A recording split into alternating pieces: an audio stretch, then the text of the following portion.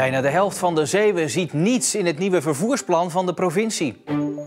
Dat blijkt uit een enquête van Omroep Zeeland onder 1500 inwoners. En verder in deze uitzending. Sluisdeur aan Gort door botsing. En de Boekenweek gaat over de liefde.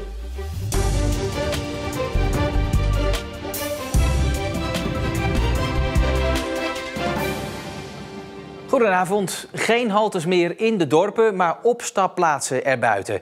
En vervoer dat je zelf moet bestellen in plaats van bussen die rijden volgens een dienstregeling. Dat is in een notendop, zou je kunnen zeggen, het nieuwe vervoersplan van de provincie. Maar veel enthousiasme is er niet over. Er zal door het plan beter van het openbaar vervoer gebruik worden gemaakt en minder van de eigen auto. 47% van de ondervraagden geeft aan tegen te zijn. 32% is voor en de rest heeft geen mening. Op de vraag wat volgens de respondenten het grootste voordeel is van het nieuwe plan, geeft 54% van de ondervraagden aan dat er een einde komt aan de lege bussen die nu nog door de provincie rijden. Het grootste nadeel is volgens 83% dat het werken met een app met name voor oudere mensen een struikelblok wordt.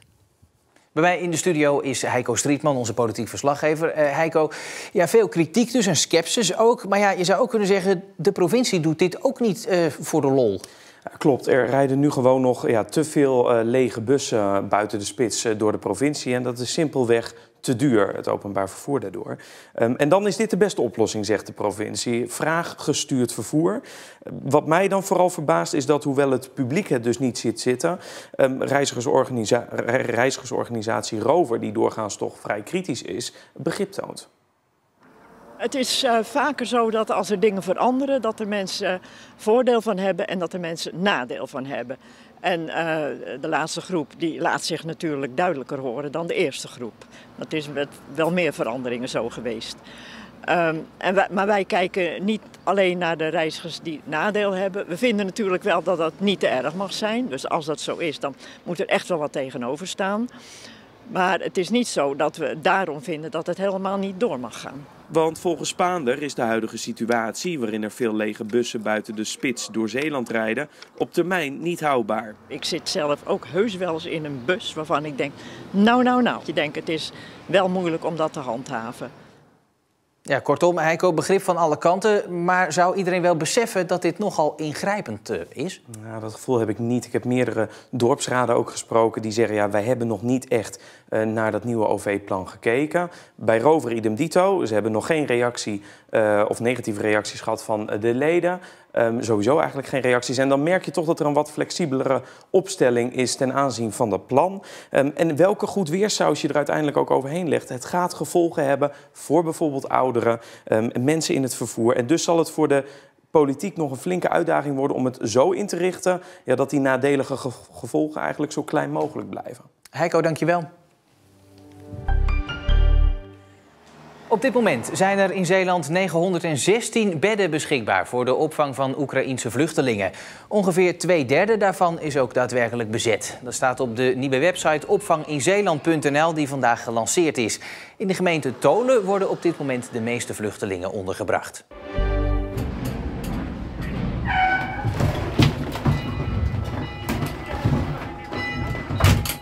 Deze botsing gisteren tussen twee schepen in de Westsluis in Terneuzen zorgde ervoor dat de scheepvaart op het kanaal van Gent naar Terneuzen lange tijd stil lag. Het voorste schip knalde door de botsing tegen de sluisdeur. Die kon daardoor niet meer open. Met man en macht is hier vandaag aan de Westsluis gewerkt om zo snel mogelijk weer toegankelijk te maken voor de scheepvaart. En dat is gelukt, maar wel met een tijdelijke oplossing. De Westsluis heeft namelijk 5 sluisdeuren en moet het de komende tijd met eentje minder doen. Dat is een niet wenselijke situatie volgens Rijkswaterstaat, maar het is even niet anders. Tot 1 uur was vandaag de sluis dus gestremd voor de scheepvaart. Zo'n 14 zeeschepen konden daardoor de Westerschelde niet op en af. Rijkswaterstaat kijkt nu of de kapotte sluisdeur zo snel mogelijk weer gerepareerd kan worden. 4 mannen uit Middelburg, Vlissingen en Oost-Soeburg zijn vorige week opgepakt door de politie voor het opzetten van een drugslijn vanuit de Vlissingse haven. De politie kwam de mannen op het spoor na onderschepte tekstberichten. Er werd daarin gesproken over een smokkelroute voor cocaïne naar de haven van Vlissingen. Sta ik hier nou met een Kamerlid te debatteren of met een woordvoerder van de regering? Beetje uitleg geven over hoe de regering het allemaal bedoeld heeft. Felle kritiek in de Tweede Kamer op CDA-kamerlid Joba van den Berg uit Goes. Het debat gaat over haar partijgenoot, minister Hugo de Jonge. Hij zou gelogen hebben over zijn aandeel in de mondkapjesdeal met Siewert van Liende. Volgens veel partijen neemt Van den Berg het veel te veel op voor de minister. Maar dat is nog wat anders dan dat meneer Klaver suggereert dat allemaal bewust is gebeurd en met opzet. En nu gaat u mij hier vertellen dat het allemaal goed bedoeld was, dat de intenties niet verkeerd waren. Hoe weet u dat? Hoe weet u dat? Ga alsjeblieft zitten. Het is echt een schande voor de Tweede Kamer dit. Een coronatestveteraan. Zo zou je de Middelburgse Hilda Karaganjan wel kunnen noemen. Vanaf de start van de teststraat bij het ziekenhuis in Middelburg, nu bijna 2 jaar geleden, werkt Hilda daar. En ook al vinden veel mensen een coronatest inmiddels een routineklusje, ze doen volgens Hilda soms nog wel rare dingen vanwege de zenuwen. Hilda maakt zich klaar voor een nieuwe werkdag. Beschermende kleding hoort erbij. Ze is niet bang om besmet te raken, maar zag wel dat mensen in het begin erg gespannen waren. Toen merkte je heel erg dat mensen heel zenuwachtig waren als die hier kwamen. Nu merk je dat het meer routinewerk is geworden. Mensen komen even snel de teststraat, even snel een testje halen en dan weer naar huis wachten op de uitslag. Het is bijna normaal geworden om de zoveel tijd te testen. De stress bij de bezoekers was soms duidelijk te zien aan hun gedrag in de teststraat. Het is in principe heel logisch gebouwd. Je hebt 1 ingang en je hebt 1 uitgang. En als je gewoon de bordjes volgt, dan kom je er wel. Maar op de een of andere manier vinden mensen het hier heel spannend. En dan gaan ze ineens, de deur gaat ineens open en dan botsen ze met de deur tegen de administratiehokjes aan. Mensen gaan ineens volop in de achteruit en botsen tegen de auto achter hun. Geeft wel aan hoe spannend mensen het vinden, hè? Ja, zeker. Je kan het die mensen ook niet kwalijk nemen. Ze vinden het gewoon spannend, daar kan je niet zoveel aan doen.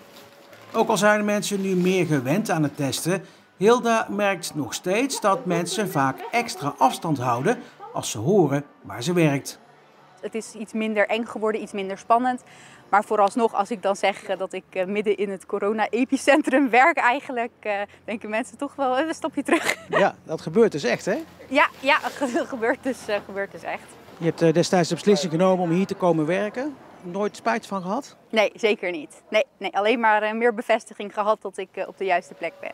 Ik ben zelf student geneeskunde en ik voelde de maatschappelijke verantwoordelijkheid om een steentje bij te dragen, mijn handen uit de mouw te steken.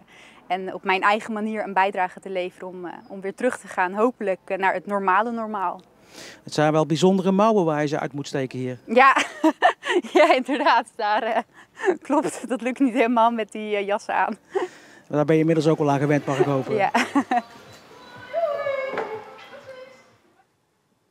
En ondanks dat het vanaf aanstaande maandag niet meer nodig is om bij klachten een test te laten doen bij de GGD, blijven de Zeeuwse testlocaties voorlopig allemaal nog open. Na 2 jaar van wachten is er komende week weer een ouderwetse boekenweek. Een maandje later dan gebruikelijk, maar dat mag de pret natuurlijk niet drukken. De boekenwereld staat te trappelen voor een weer ouderwets coronavrij feestje. Thema dit jaar, de eerste liefde. En dat maakt bij iedereen wat los. Mijn eerste liefde waren de boeken. Toen ik de boeken ontdekte, toen ging er een wereld voor me open. Een liefdevolle wereld. Dat was op de middelbare school. Een meisje wat naast mij in de klas zat, bij wiskunde. Maar dat is nooit wat geworden. Mijn eerste liefde, dat is toch Jolanda. Er zit wel een link naar de boekhandel, dat moet ik wel zeggen. Want ik heb haar wel 14 jaar geleden in de boekhandel ontmoet. Bij dat boekenweekthema Eerste Liefde hebben de boekhandelaren vanzelfsprekend ook een favoriet boek. Lisa Weda met Alexandra. Lisa Weda heeft Oekraïense roots. Dus niet alleen maar een geschiedenis van haar familie en al de oorlogen, maar ook zit een prachtige fabel in. Zoals we die kennen uit de grote Russische literatuur.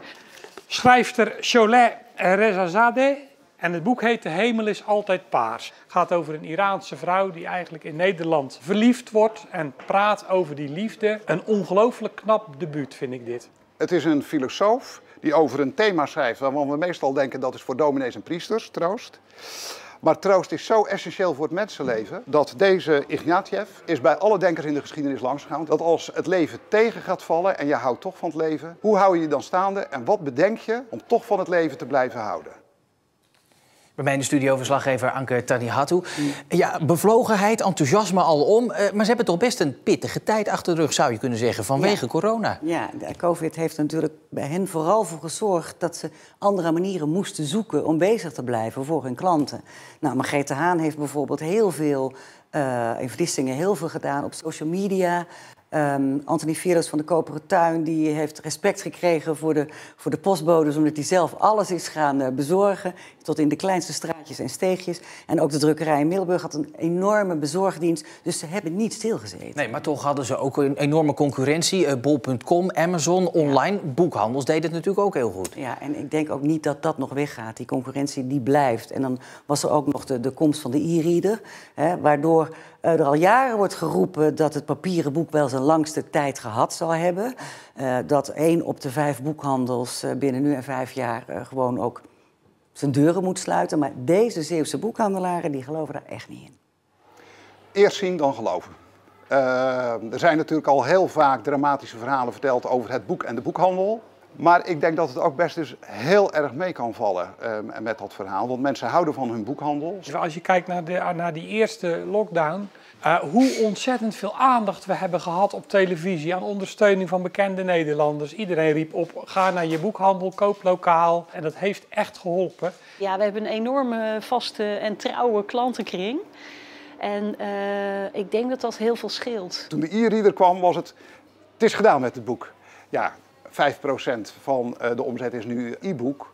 En dat klimt niet verder. Hè? Dus je neemt hem mee in het vliegtuig en op vakantie. Het is het bladeren, het lezen is ook anders in een papieren boek. Je hebt er veel meer herinnering aan als je een boek op papier hebt gelezen dan van een schermpje. Maar als je het voor het kiezen hebt, dan ga je naar je boekwinkel en kies je daar een boek uit. En als het niet anders kan, bestel je het online. Ja, Anke, die Boekenweek die start zaterdag. Ja. Maar is echt alles weer als van oud? Alles, behalve één heel klein dompertje. Want je kunt altijd met het Boekenweekgeschenk 1 keer in die Boekenweek op een dag, de laatste zondag, kun je gratis treinreizen. Ja.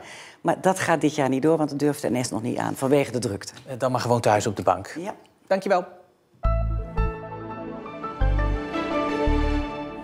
De regen van vanochtend maakte vrij snel plaats voor opklaringen, maar er bleef wel een krachtige tot stormachtige wind staan, waardoor op de Oesterdam zelfs een vrachtwagen werd omgeblazen. Maar daarna was de cirkel eigenlijk weer rond en hadden we weer buien. Morgen zonnige periode. Landinwaarts valt er lokaal nog een bui en het is niet warm met 8 à 9 graden. Tot zover Zeeland Nu voor vandaag. Ik wens u nog een hele fijne donderdagavond.